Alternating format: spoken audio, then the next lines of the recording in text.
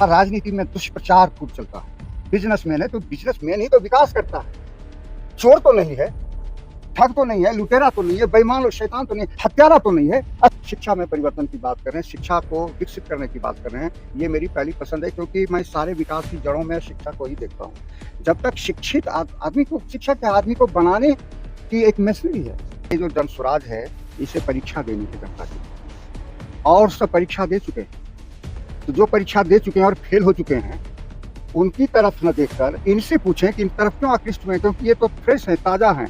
और सिर्फ इतना ही नहीं कि नई पार्टी है, बल्कि इनके साथ जाने का सबसे गहरा से गहरा कारण ये है कि जैसा बिहार है वैसा बिहार मुझे पसंद नहीं है। कि पहले ही आदमी को आभास हो जाता है कि परीक्षा की पूरी तैयारी है, इस बार पास होना है कि नहीं होना है। तो आपको क्या लग रहा है कि उनकी परीक्षा की पूरी तैयारी है? परीक्षा के लिए उतरना ही बड़ी तैयारी। गीता में भगवान कृष्ण ने कहा है, इससे बड़ी तैयारी और कौन कर सका है। 3 साल तक जो गांव-गांव दरवाजे, अब तो अभी आए हैं लोग, गांव-गांव उतर रहे हैं। चुनाव के समय 10 दिन 15 दिन घूमेंगे। तो राजनीति तो समाज सेवा है ना, वो पॉलिटिक्स बिजनेसमैन के लिए थोड़ी है। वो तो अपना, उनका तो बिजनेस माइंड है पूरी तरह से, और वो पार्टियों के लिए काम कर चुके हैं पहले। उनका काम तो ऐसा था कि दो बात, तुम्हारी बात स्पष्ट हो चुकी है, 2 बात थी। मंत्रणा दी है, तो मंत्रणा देने वाला, तो जिसे मंत्रणा दी जाती है उससे हमेशा ऊपर होता है तो गुरु। वो तो द्रोणाचार्य है, दूसरा पे अर्जुन हो सकता है। कोई मोदी, कोई नीतीश या कोई भी ममता या जो भी हो, उनके नीचे ही होंगे तभी तो मंत्रणा लेगा। आप 2009 के बाद चुनाव में वोट नहीं डाले हैं, लेकिन इस बार प्रशांत किशोर के कारण आप डालें। हाँ, जन स्वराज और प्रशांत किशोर के कारण आनंदित होकर डालेंगे। जितना आनंद हमको इसके पहले कभी जीवन में किसी राजनेता ने नहीं दिया था, वो आनंद प्रशांत किशोर में दे रहे। नमस्कार, क्लिक दर्शन पर आपका स्वागत है। मैं हूं दर्शन सुधाकर और मेरे साथ हैं भावना मिश्रा। आज हम बात करने के लिए आए हैं पटना यूनिवर्सिटी के पूर्व हिंदी के एचओडी मटुकनाथ चौधरी का। और मटुकनाथ चौधरी वैसे तो अपने विद्वता के मामले में जाने ही जाते हैं, लेकिन इनका दूसरा भी एक नाम है जिनको लव गुरु के नाम से भी जाना जाता है। काफी विद्वान हैं, बहुत आक्रामक ढंग से अपनी बात रखते हैं और सुलझे हुए तरीके से जीवन जीते हैं। उसके साथ साथ जो है अपनी विचारधारा से, अपने तरीके से वो जीते हैं, और उनकी एक खास जो है तरीका है। फेसबुक पे भी वो लगातार जो है जीवन को लेकर पोस्ट करते रहते हैं, और काफी ज्यादा जो है साहित्य में इनकी गहरी समझ है। लेकिन इन दिनों बिहार में चुनाव है और जाहिर सी बात है कि राजनीति का उठापटक काफी गर्म है।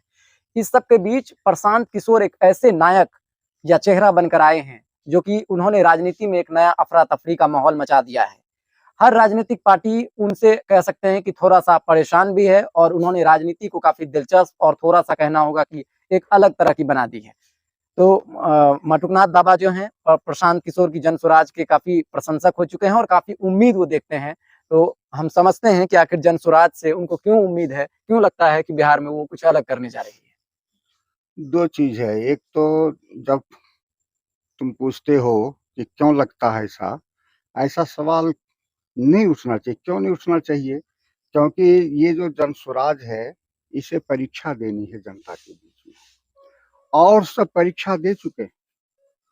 तो जो परीक्षा दे चुके हैं और फेल हो चुके हैं, उनकी तरफ न देखकर इनसे पूछें कि इन तरफ क्यों आकृष्ट हुए, क्योंकि ये तो फ्रेश है, ताजा हैं।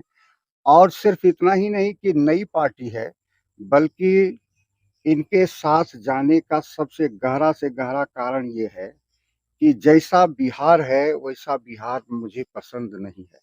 मुझे बेहतर बिहार चाहिए, और बेहतर बिहार के जो सपने हमारे मन में पलते रहे हैं शुरू से, उसका आंशिक रूप, पूर्ण रूप नहीं, आंशिक रूप हमको प्रशांत में दिखाई पड़ता है, और दूसरे किसी में नहीं दिखाई पड़ता है, थोड़ा रंच मात्र भी नहीं।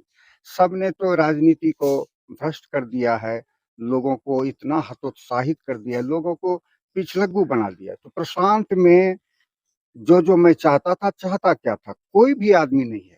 मैंने जो अभी मुख्यमंत्री हैं, मुख्यमंत्री जी के मुख के सामने उनकी आलोचना की थी 2 कारण से, कि आप विकास पुरुष कहे जाते हैं, लेकिन क्या ये आप कल्पना कोई कर सकता है कि बिना शिक्षा में आमूलचूल परिवर्तन हुए विकास संभव है? और अगर संभव नहीं है तो इसके लिए आपने थोड़ा-सा भी प्रयास किया? एक प्रश्न मुख्यमंत्री से मैंने किया। दूसरा प्रश्न किया कि जनसंख्या का इतना विस्फोट हो रहा है, इतनी वृद्धि हो रही है कि आदमी दूसरे जो वनस्पतियां हैं उन पर खतरा है। जंगल साफ रहे, वृक्ष कट रहे हैं, लोग बस रहे हैं बगीचा काट काट के।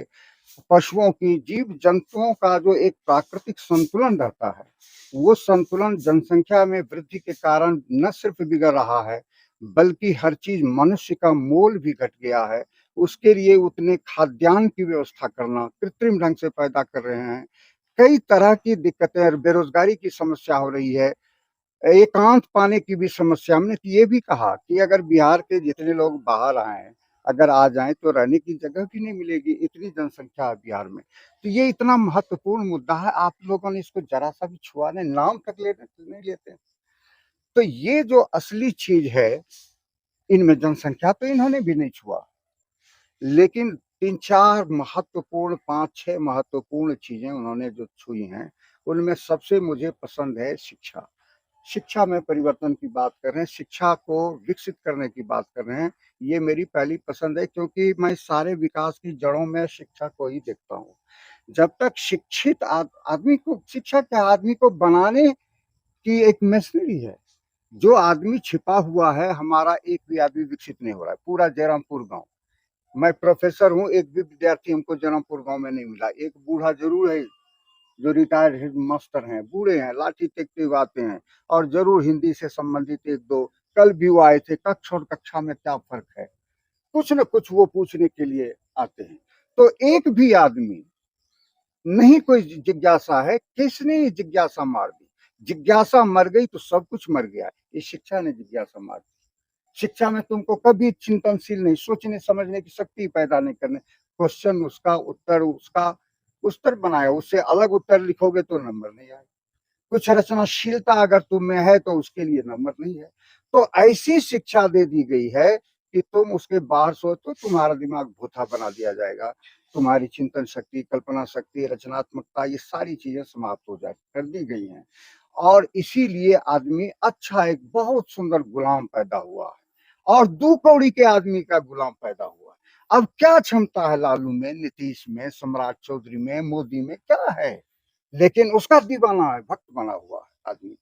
ये नहीं देख पा रहा है, इसलिए कि उनकी आंखें नहीं खुली हैं। तो प्रशांत किशोर में ऐसा क्या है कि बाकी लोगों में नहीं? प्रशांत सर, किशोर, जैसा कि आपने कहा कि मतलब उनकी पहली बार परीक्षा है, बाकी लोग परीक्षा दे चुके हैं, वो लोग फेल हो चुके हैं। तो आपको क्या लग रहा है कि उनकी पूरी परीक्षा, जैसे कि पहले ही आदमी को आभास हो जाता है कि परीक्षा की पूरी तैयारी है, इस बार पास होना है कि नहीं होना है। तो आपको क्या लग रहा है कि उनकी परीक्षा की पूरी तैयारी है? परीक्षा के लिए उतरना ही बड़ी तैयारी है। गीता में भगवान कृष्ण ने कहा है, इससे बड़ी तैयारी और कौन कर सका है? 3 साल तक जो गांव-गांव दरवाजे, अब तो अभी ना आए हैं लोग, गांव-गांव उतर रहे हैं। चुनाव के समय 10 दिन 15 दिन घूमेंगे। 3 साल तक कीचड़ में, पानी में, गर्मी में, बरसात में, हर चीज में धुन दिया है। इससे बड़ी तैयारी और क्या हो सकती है? हिंदुस्तान में कोई दूसरा उदाहरण है जो तैयारी प्रशांत ने की है, और हम बता सकें कि एक आदमी और है हिंदुस्तान के किसी कोने में जिसने ऐसी तैयारी की है? तो इसकी जैसी तैयारी किसी ने नहीं की है, पहली बात। दूसरी बात ये कि भगवान कृष्ण ने कहा है कि तुम्हारा जो काम है वो करो, मेरा काम अपने हाथ में मत लो। कर्मण्येवाधिकारस्ते मा फलेषु कदाचन। कदाचन, कभी भी तुम्हारा ध्यान फल पर नहीं जाना चाहिए। तुम्हारा सारा ध्यान कर्म पर केंद्रित होना चाहिए। ये हमारी संस्कृति में हमारे भगवान श्री कृष्ण ने कहा है, और हम कृष्ण के विपरीत चलते हैं, अपने को सनातनी कहते हैं। ये कर्म पर, उनका ध्यान कर्म पर है, उनकी तेजस्विता, उसका तेज फूटता रहता है। सारे आदमी उनके सामने संस्कारहीन, मंदहीन, बेकार मालूम, अब तो पिछलग्गू मालूम पड़ते हैं। तो प्रशांत किशोर तैयारी ये इस बात की नहीं है। प्रशांत किशोर सत्ता में नहीं है, और वो काम उन्होंने किया है जो सत्ताधारी आज तक नहीं कर सका है। नीतीश कुमार ने इतने वर्षों में जो वृद्धों का, सीनियर सिटीजन का 400 से अधिक पैसा दिया था, 1100 दिया, आज तक किया था। चोर नेता और ईमानदार नेता की एक पहचान है। ईमानदार नेता जो वादा किया सत्ता में जाने के बाद ही एक एक करके पूरा करना शुरू करेगा। चोर नेता उसकी पूर्ति उस समय करेगा जब उसको चुनाव सामने आएगा, उस समय। ये सीधी पहचान है चोरों की और ईमानदारों की। तो इन्होंने, ये सत्ता में नहीं है, और कुछ लोगों का आकलन है कि सत्ता में नहीं आएगा, और तब ये भय है, तो इसको नेता कहते हैं, इसको नायक कहते हैं, इसको महानायक कहते हैं कि धड़ाधड़ उन्होंने, वो तो सत्ता में जब आए थे उस समय विधानसभा में उन्होंने कहा था कि 94 लाख महिलाओं को मैं 2 लाख रुपया दूंगा, और आज तक उसको भुलाए बैठे थे। और तब मोदी की मंत्रणा हुई, यही समय फेंको पैसा, और उन्होंने 10-10 हजार महिलाओं को फेंकना शुरू कर दिया। ये क्या है? घूस है। अच्छा, ये बहुत तो आदमी बाबा कहते हैं कि प्रशांत किशोर जो हैं वो बिजनेसमैन है, क्योंकि अलग-अलग पार्ट वो तो पीआर एजेंसी चलाते हैं, उनका अपना कंपनी है, वो पार्टियों को प्रशिक्षित करते हैं सलाह देके कि कैसे भाई चुनाव जीतना है, कैसे आपका इस समाज का वोटर आएगा, कहाँ से आपको वोट मिलेगा, किस तरह से स्ट्रेटेजी बनाइए, वो तो चुनाव का उनका पेशा है। तो राजनीति तो समाज सेवा है ना, वो पॉलिटिक्स बिजनेसमैन के लिए थोड़ी है, वो तो अपना उनका तो बिजनेस माइंड है पूरी तरह से, और वो तो पार्टियों के लिए काम कर चुके हैं पहले। उनका काम तो तुमने ऐसा था 2 कि बार, तुम्हारी बात हाँ। स्पष्ट हो चुकी है, 2 बात कही है, मंत्रणा दी है। हुँ। तो मंत्रणा देने वाला, तो जिसे मंत्रणा दी जाती है उससे हमेशा ऊपर होता है, तो गुरु है। वो तो द्रोणाचार्य है, दूसरा तो कोई अर्जुन हो सकता है। कोई मोदी, कोई नीतीश, या कोई भी ममता, या जो भी हो, उनके नीचे ही होंगे तभी तो मंत्रणा लेगा। मंत्रणा हमेशा अपने से ज्यादा प्रतिभाशाली, उससे सूझबूझ वालों से ली जाती है। मंत्री हमारे कहा करते थे, ये राम शरण शर्मा विश्वविख्यात हिस्टोरियन हैं, उनसे मैं मिलने गया था, तो एक बार प्रसंगवश उन्होंने कहा कि राजा लोग मूर्ख हुआ करते थे, मंत्री ही होशियार होते थे, मंत्री तेज होते थे, वही संभालते थे। एक उन्होंने उदाहरण दिया कि दरभंगा महाराज में एक ऐसे राजा हुए जिन्होंने अपने मंत्री से पूछा, क्यों मंत्री साहब, जो भी नाम उनका होगा, तो दरभंगा से लहरिया सराय के दूरी कते हेते? तो उन्होंने कहा 6 माइल सरकार। अच्छा, 6 माइल। आ फिर लहरिया सराय दरभंगा के दूरी? तो सेहो 6 माइल सरकार। अचंभित हो गई सरकार कि देखो प्रभु के लीला, कि दरभंगा से लहरिया सराय 6 माइल और लहरिया सराय दरभंगा 6 माइल। कि इतने मूर्ख होते थे राजा। तो मंत्रणा जिससे ली जाती है वो हमेशा बुद्धिमान होता है, और मंत्रणा क्या, जिस तरह की आदमी रहेगा वैसी मंत्रणा दी जाएगी। अभी तुम जिस बात के लिए तुम आए हो वही बात मैं कह सकता हूँ, इससे इतर बात जो मेरे भीतर है वो नहीं कर सकता। तो मंत्री जो मंत्रणा लेगा, जो राजनेता मंत्रणा लेगा, वही मंत्रणा लेगा। यानी तो इससे सिद्ध होता है हुँ। कि ये आदमी उस शीर्ष पर है जिसने 10-10 राज्यों के और केंद्र सरकार को 3 साल मोदी के साथ काम किया। क्या कारण है कि नीतीश कह रहे हैं कि हमारा उत्तराधिकारी यही हो सकता है? तो सब आदमी क्यों प्रकंपित हो गए उसको जानते हैं। तो हर राजनीति में दुष्प्रचार खूब चलता है। बिजनेसमैन है तो बिजनेसमैन ही तो विकास करता है। चोर तो नहीं है, ठग तो नहीं है, लुटेरा तो नहीं है, बेईमान और शैतान तो नहीं है, हत्यारा तो नहीं है। और सत्ता में तो हत्यारा, तुम्हारा मुख्यमंत्री हत्यारा। और कैसे ये कहा जा सकता है? ये बिजनेस एक अच्छी चीज है, लेकिन उसके साथ सात्विक भाव है, वो समाज सेवा है। लेकिन ये समाज सेवा के नाम पे चोर हैं, लुटेरे हैं। जितने भी राजनीतिज्ञ हैं, राजनेता हैं, समाज सेवा के नाम पर लूटने का काम करते हैं, वहां समाज सेवा नहीं। वो बिजनेसमैन भी नहीं है, वो समाज सेवक भी नहीं है, वो सिर्फ चोर उचक्के हत्यारे ठग बेईमान लुटेरे।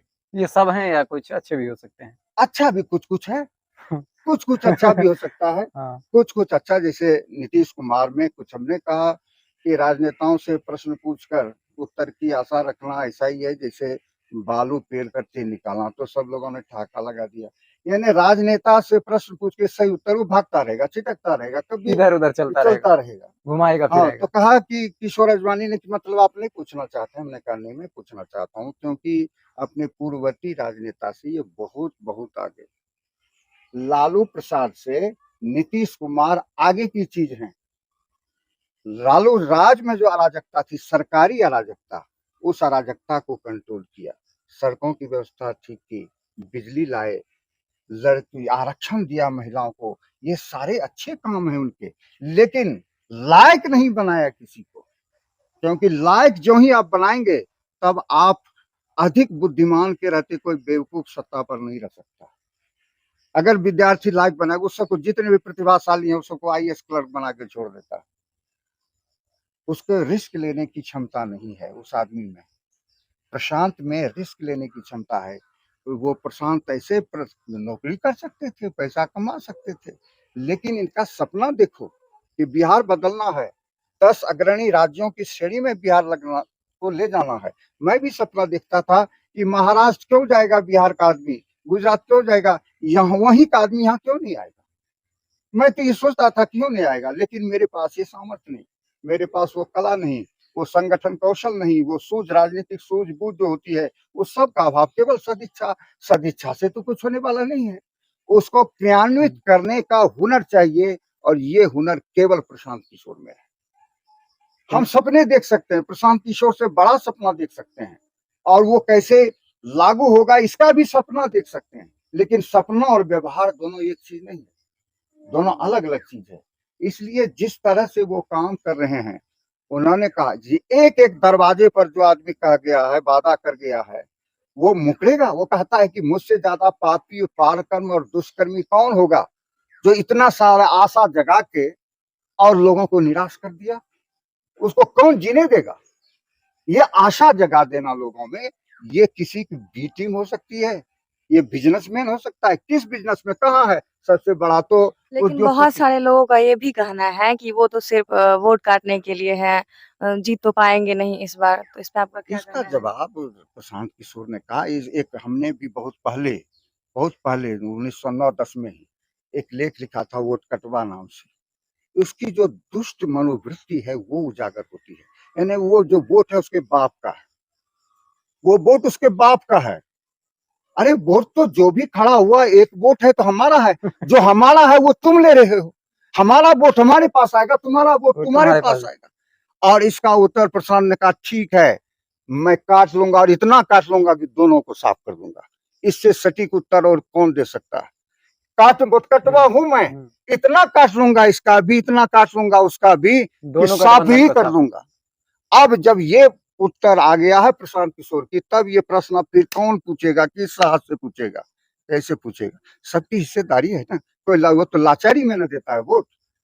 मैंने तो 9 के बाद किसी को वोट नहीं दिया, मैं वोट डालने जाता ही नहीं था, लेकिन अब प्रशांत किशोर को डालने जाएंगे। प्रशांत किशोर को डालने जाएंगे, बिल्कुल शान से, गर्व से, आनंद से डालने जाएंगे। जान स्वराज का यहाँ कोई भी उम्मीदवार रहेगा तब जाएंगे। हाँ, क्योंकि ये उम्मीदवार तो एक मीडियम मात्र है, नायक तो वहां पर है, उसके खिलाफ जरिया है, यहाँ से वहां ये तो जरिया है, ये तो माध्यम है, यहाँ से कोई भी जाएगा। अच्छा, आप 2009 के बाद चुनाव में वोट नहीं डाले हैं, लेकिन इस बार प्रशांत किशोर के कारण आप डालेंगे। हाँ, जन स्वराज और प्रशांत किशोर के कारण आनंदित होकर डालेंगे, जितना आनंद हमको इसके पहले कभी जीवन में किसी राजनेता ने नहीं दिया था, वो आनंद प्रशांत किशोर हमें दे रहे हैं। तो आपने देखा किस तरह से प्रोफेसर मटुकनाथ चौधरी ने अपनी बातों को तर्क संगत तरीके से रखा। काफी अनुभवी हैं, काफी विद्वान व्यक्ति हैं, चीजों को बहुत अच्छे तरीके से साहित्यिक एंगल से समझते हैं और समझाते भी हैं। इनको प्रशांत किशोर से काफी उम्मीद है, जन स्वराज से काफी उम्मीद है। इनका मानना है कि वो अलग तरह की राजनीति करना चाहती है और बिहार में जो है उनको लोग जरूर मौका दें ताकि बिहार जो है बदले। फिलहाल ये तो बिहार की जनता ही तय करेगी कि 25 के चुनाव में जो है वो किनको वोट देती है, और क्या प्रशांत किशोर सिर्फ जो है जिस तरह से चुनाव प्रचार कर रहे हैं और उनका जिस तरह से, उम्मीद करते हैं कि वो इनकी उम्मीदों पे खरे उतरे। और हम लोग तो उम्मीद ही कर सकते हैं, कयास ही लगा सकते हैं। बहरहाल आप हमें देख रहे थे और हमारे साथ वीडियो जर्नलिस्ट अमरेंद्र कुमार थे। धन्यवाद।